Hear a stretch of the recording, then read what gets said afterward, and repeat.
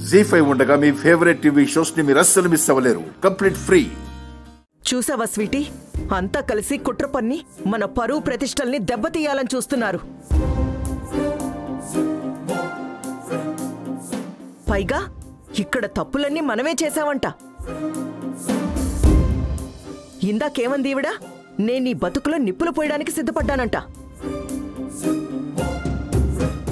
ఇక్కడే అర్థం కావట్లేదా స్వీటీ? వీళ్ళు నా నుండి నిన్ను ఎలాగైనా దూరం చేయడానికి ఎంత పెద్ద డ్రామా క్రియేట్ చేస్తున్నారో చూడు.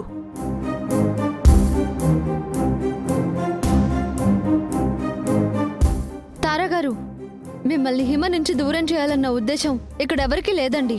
వాళ్ళ మధ్య ఏర్పడిన దూరం పోగొట్టి వాళ్ళని ఒక్కటి చేయాలని ఆశిస్తున్నాం, కానీ ఒక తల్లి నుంచి బిడ్డని వేరు చేయాలని కాదండి. ఇంక చాలా ఆపుతావా?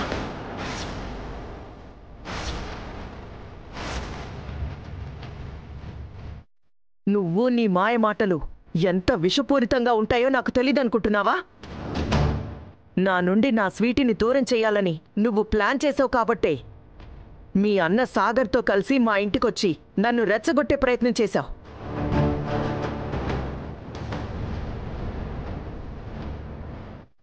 బలవంతంగా నా కూతుర్ని ఇష్టం లేకుండానే వాళ్ళింటికి లాక్కెళ్లే ప్రయత్నం చేశారు.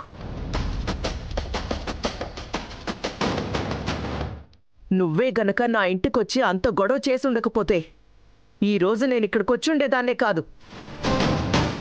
చేయాల్సిందంతా చేసేసి ఇంకా సిగ్గు లేకుండా మీరేదో మంచివాళ్ళు, తప్పు మొత్తం నాదే అన్నట్టు మాట్లాడుతున్నారు.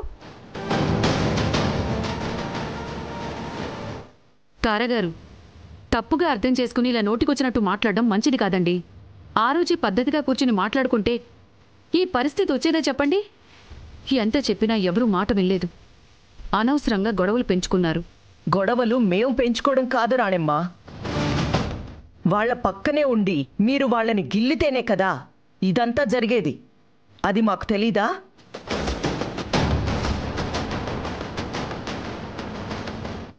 ఏదో పెద్ద మంచిదాల్లో వచ్చి ఇప్పుడు మాట్లాడుతున్నావు. నిజంగా తమరు అంత మంచి మనిషి అయ్యుంటే అసలు సీమంతం రోజే ఏ గొడవ జరగకుండా మీ వాళ్ళకి సర్ది చెప్పుకొని ఉండేవాళ్ళు కదా. ఏ ఆ రోజెందుకు మీ చెల్లిని ఆపలేదు మరి? అత్త అని కూడా చూడకుండా అంతమందిలో మీ వాడు నా మీద చేయి చేసుకుంటే నువ్వు ప్రేక్షకురాల్లా వెనకుండి చూస్తూనే ఉన్నావు. ఆ రోజు లేవన్నోరు ఇప్పుడెందుకు లేస్తుంది?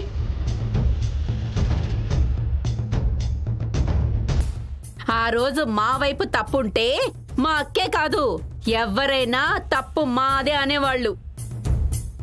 ఆడపిల్ల తల్లిగా కూతురు బ్రతుకు ఏమైపోతుందని కూడా చూడకుండా కూతురు అత్తగారైనా నా మీదే చేయి చేసుకున్నావు. అసలు ఎంత పొగరు కండకవరం లేకపోతే ఆడదానివన్న సంగతి కూడా మర్చిపోయి ప్రవర్తిస్తావు. ఏంటి నోటికొచ్చినట్టు వాగుతున్నావు? ఏ ఆడపిల్ల తల్లినైతే మీ ముందు తల దించుకొని ఉండాలా? మీరేం చేసినా గంగిరెద్దులా తలూపుతూ ఉండాలా? తల పొగరు మీది, కండకావరం మీది. ఇక్కడ జరిగిన ప్రతి తప్పు మీదే మీదే మీదే. తారాగారు, కాస్త ఆగండి. ఇక్కడ తప్పు మీదంటే మీదని ఒకరినొకరు నిందించుకుంటున్నారు కానీ జరిగిన తప్పు వెనక కారణం ఏంటి అని మీ అందరి మనసాక్షికి తెలీదా? ఇలా ఒకరి ఆహాన్ని ఒకరు దెబ్బతీసేలా మాట్లాడుకుంటూ ఉంటే నీటి బొట్టు లాంటి సమస్య సముద్రమంత అయిపోతుంది.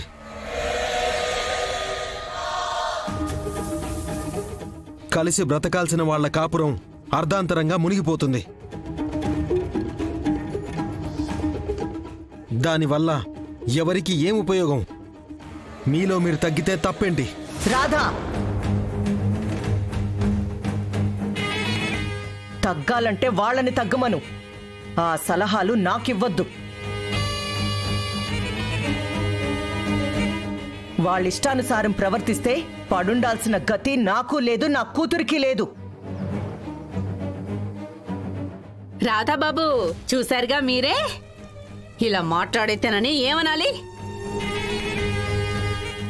అయినా పడుండాలి, ఎదురు పడితే నిలబడి ఉండాలి అని మేమేమైనా కండిషన్లు పెట్టామా ఏంటి?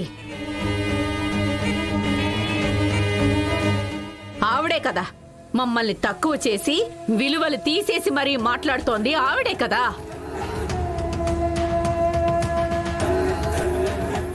అంతెందుకు, మీరుండగానే కదా ఇంటల్లుడితోనే మీ అమ్మనొచ్చి నా కాళ్ళు పట్టుకోమని చెప్పు అనిందంట.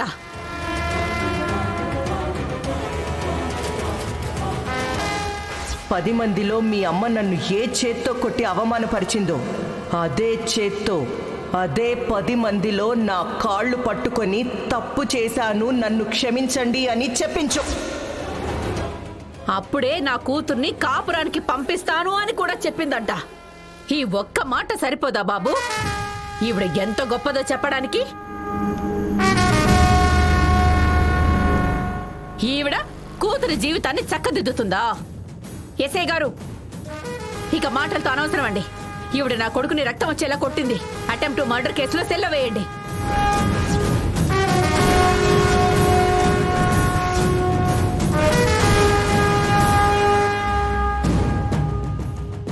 అప్పుడు గాని ఈవిడికి మేం పడ్డ అవమానం విలువేంటో అర్థం అవుతుంది.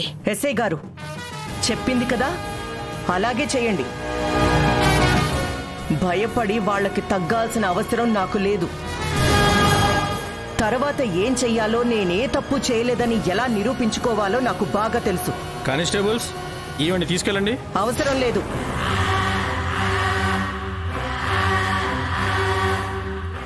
అమ్మా,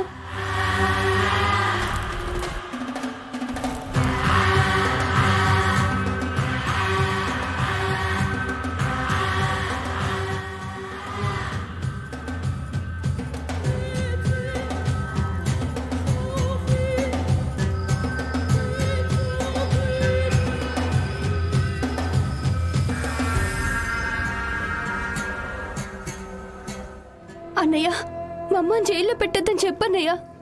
ఎస్ఐ గారు, మా అమ్మ ఏ తప్పు చేయలేదండి, తను వదిలేయండి. అత్తయ్య గారు ప్లీజ్, మీకు దండం పెడతాను, మా అమ్మని అలా అవమానించకండి ప్లీజ్. నువ్వు ఇలా ఏడిస్తే మీ అమ్మ మాకు చేసిన అవమానం పోతుందా? వెళ్ళిక నుంచి. అత్తయ్య గారు ప్లీజ్, అత్తయ్య గారు.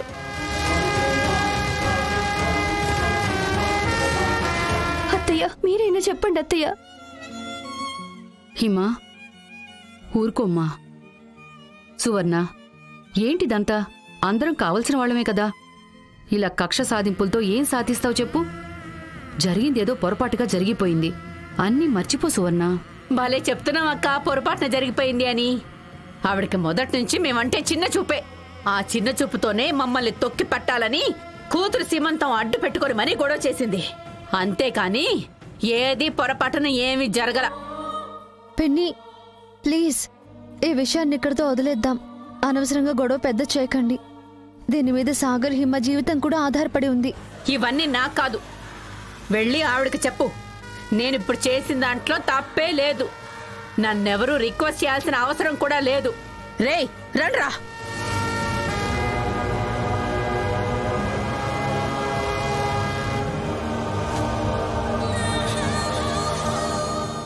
జీ5 యాప్ డౌన్లోడ్ చేసి అన్ని ఎపిసోడ్స్ పూర్తి ఉచితంగా చూడండి.